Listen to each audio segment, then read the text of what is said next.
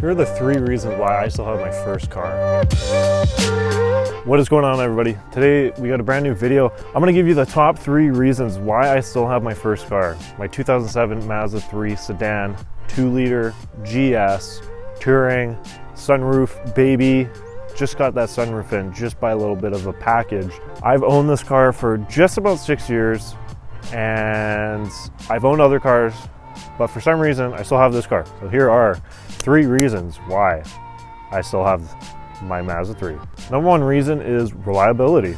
In the whole time I've owned this car, the engine lights come on once. That was the 2nd month I owned it. The engine light came on for a thermostat. Ever since then, never seen it again. When it comes to, this car's never misfired, it's never left me stranded. I've never had to have it towed. Neither have I ever had to have the 4-way flashers on the side of the road. It's been incredible for road tripping, A to B, whatever I need it for. It's been top notch.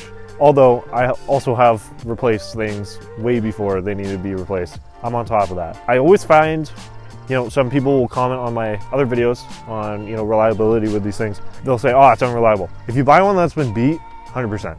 It's gonna be, pretty dog. But if you've had something that's been maintained, like for example this thing, all the suspension stuff's been done, all the maintenance been done, oil changes, 2 liters, don't burn any oil. If your 2-liter burns oil, yikes. No noises, no nothing. This thing's been fantastic. I could not ask for a better car. It's probably been my most reliable car out of all the cars I've owned. Number 2, daily driving fun. The Mazda 3 for its year it's really a timeless piece. It's so dumb because it's an economy car. And that's the thing, it is an economy car. It's really slow. That's why maybe driving it on cruises all the time might not be extremely fun because it's really, really slow. But if you're daily driving it, 100%. The speakers sound great from factory, unless you have them fully cranked and they're gonna deteriorate.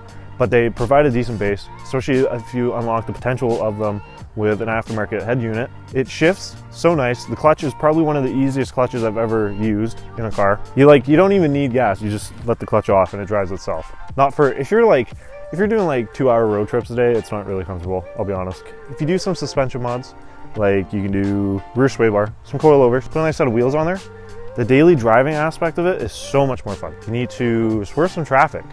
Boom, done, easy. If you're on the highway, it actually picks up decent on the highway, kind of.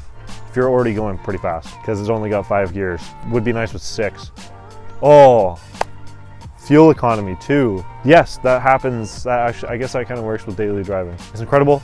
I get about 550. I can get 600 to the tank on highway. My average is about, I've never go below 500 again, but I've also done my spark plugs many times. I've also MAF sensor all the time, throttle body all the time, clean my air filters all the time. I'm always make sure it's running tip top. Now, my top 3rd reason is gonna be emotional attachment. Now this one is serious. To be honest with you, I did actually sell this 1 year into owning it, 1.5 years into owning it. I bought a silver Mazda Speed 3.